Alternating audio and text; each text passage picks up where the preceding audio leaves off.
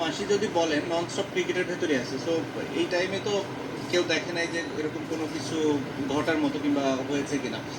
শুধু এই ম্যাচটাই মনে হয়েছে, সেটা অনেকগুলো রিজন থাকতে পারে। একটা রিজন থাকতে পারে যে আমি এখানে লেট আসার কারণে স্বাভাবিকভাবে ওরকমভাবে ট্রেনিং করার সুযোগ পাইনি। দ্বিতীয় হতে পারে যেহেতু কাউন্টিতে আমি ওখানে অনেক ওভার বোলিং করেছি, এতদিন পরে এত বেশি ওভার বোলিং করার পরে মেবি বডি একটু টায়ার্ড ছিল, মেবি ফিঙ্গার একটু টায়ার্ড ছিল, স্ট্রেংথ একটু কমে গেছিলো। সো অনেক কিছুই হতে পারে, মেবি রিদমটা যেভাবে দরকার ছিল ওভাবে ছিল না। এই রিজনগুলোই নর্মালি আমি ফিল করি যে ছিল। মেবি আমার হয়তো অত ভালো বোলিং, অত ভালো মানে কি মানে ভালো বোলিং না করার পেছনে স্বাভাবিকভাবে যে কোনো ক্রিকেটার যদি তার আশানুরূপ পারফরমেন্স না করে এরকম কথাগুলো উঠতেই পারে, এবং এটা খুবই স্বাভাবিক বলে আমি মনে করি। এটা অস্বাভাবিক কিছু না। মানুষ এটা ফিল করতেই পারে। আমি বিশ্বাস করি যে মানুষ বেশি কিছু হয়তো এক্সপেক্ট করে, এই কারণেই হয়তো এরকম চিন্তা করে।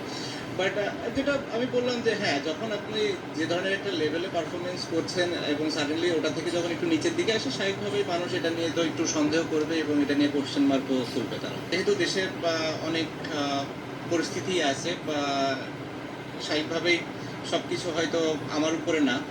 স্বাভাবিকভাবে এই জিনিসগুলো আমি বিসিবির সাথে ডিসকাস করেছি যে তাদেরকে বলা হয়েছে স্বাভাবিকভাবে যে আমার কি প্ল্যান, স্পেশালি টেস্ট ক্রিকেট নিয়ে।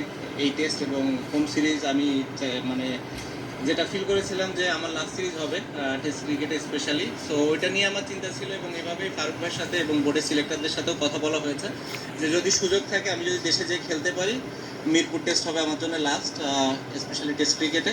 এবং সেই কথাটা বোর্ডের সবার সাথে বলা হয়েছে এবং তারা এই বিষয়টা জানে, এবং তারা চেষ্টা করছে যে কীভাবে এটাকে সুন্দরভাবে অ্যারেঞ্জ করা যায় এবং যাতে করে আমি যে খেলতেও পারি এবং নিরাপদ ফিল করি। অ্যাট দি সেম টাইম যখন দেশের বাইরে আসার দরকার হবে এবং দেশের বাইরে বের হতেও যেন আমার কোনো সমস্যা না হয়, এই জিনিসটা বোর্ড খেয়াল করছে। এবং যারা এই বিষয়গুলোর সাথে রিলেটেড মানুষ আছে তারাও এই বিষয়টা দেখবে এবং দেখছে বলে আমি মনে করি, এবং তারা হয়তো আমাকে একটা ডিসিশন দিবে যেটার ভিত্তিতে আমি হয়তো দেশে যে খুব ভালোভাবে খেলে অ্যাটলিস্ট টেস্ট ফরম্যাটটা ছাড়তে পারবো।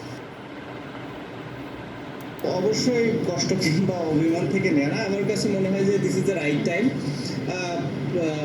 মুভ অন করার জন্য এবং নতুনদের আসার সুযোগ তৈরি করে দেওয়ার জন্য।